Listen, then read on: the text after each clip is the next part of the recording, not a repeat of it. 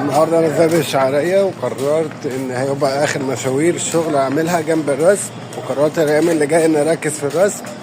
قبل ما ابطل المشاوير دي هوريكم قد ايه يعني كنت بتعب في المشاوير دي، وليا حق انا ابطلها ولا لا. المره دي انا في باب الشعريه ورايح حاره اسمها حاره البردوان، اخلص مشوار هناك وهطلع على باب اللوق، ومن باب اللوق هرجع التحرير، ومن التحرير لألف مسجد.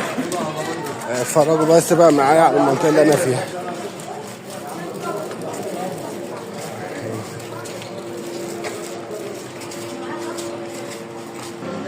في بيت هنا قديم وشكله تحفة وشكله جميل أوي، معمول باين كله باين من خشب.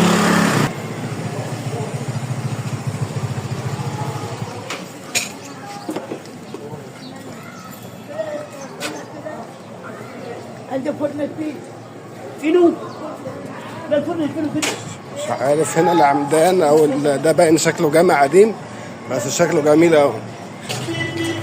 خلصت اول مشوار على خير، دلوقتي هدور على حاجه اركبها. باب اللوق وجمال باب اللوق، بص كده.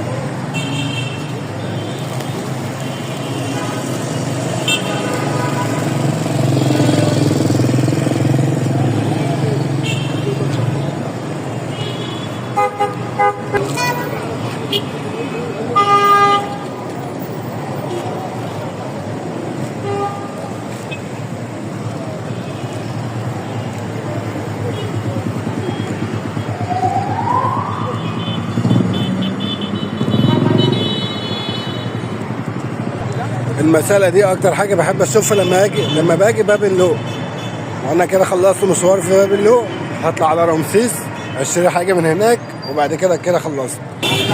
بما إن الليل هاجم مرة واحدة ولقيت نفسي جوعت، قلت أكافئ نفسي وأضرب لي واحد سوري، واحد شاورما سوري. اتفضلوا معايا.